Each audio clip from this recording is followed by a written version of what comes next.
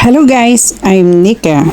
Ngayon magluto tayo ng sinampalukang tahong.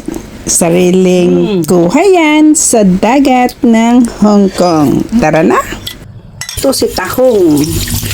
Si green mussel. Ito pala, ginugupit daw yung buhok. Ano ba ito yung buhok na nakausli?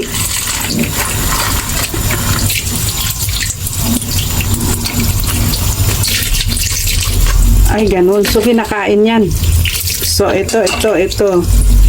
So, ito yung green shell na kinuha namin sa Pui O Beach. So, yan.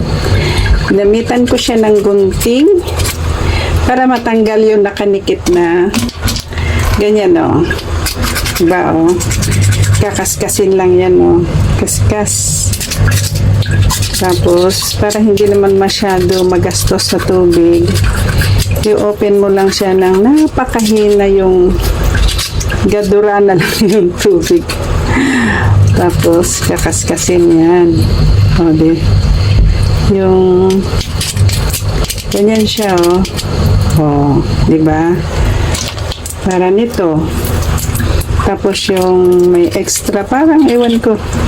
First time ko kasi talagang makakita ng fresh na tahong. So, ito, guguntingin yun.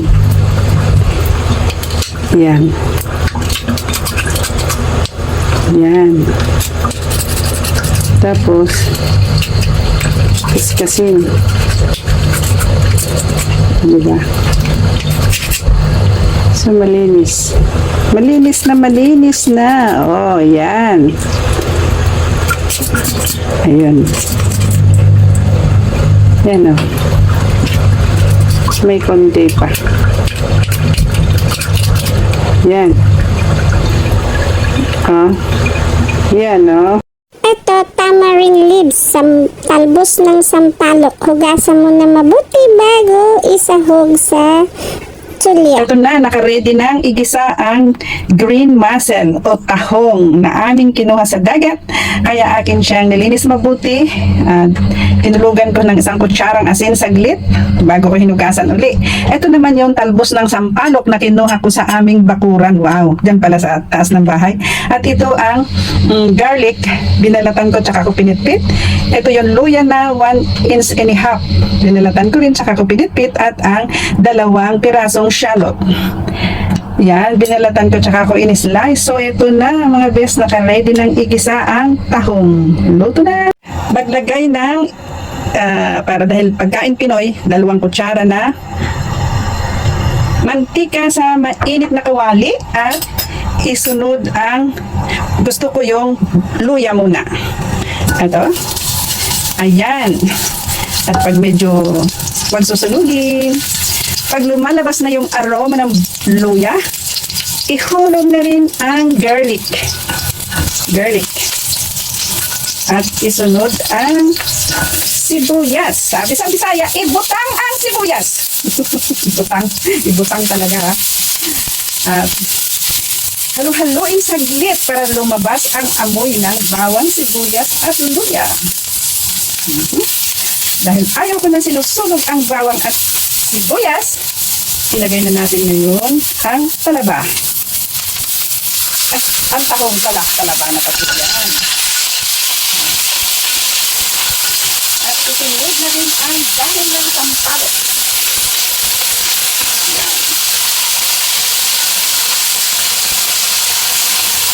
Ito ang bagong recipe ni Grandma Nika TV. Tahong na sinampalukan. Laglagan natin ng 1 tasang tubig. Masyado yata marami yung 1 tasa. So, tama na yung yan, may tira, 1/3. Iwanan natin at baka mamaya dahil di naman tayo magluluto ng pampagatas, kaya okay ng sabaw yun. Tsaka lagyan natin ng kaunting asin. At saka, para masulit-sulit na ang ingredients, lagyan din natin ang paminta. So, ayan. At pag nakanganga na yan, ay inganga na rin ang bunganga at higupin ang sabaw. Sabay ganun mo. So, ito. Luto natin saglit yan. Takpanin ng saglit.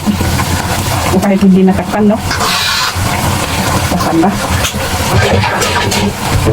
Takpan natin saglit. So, yan.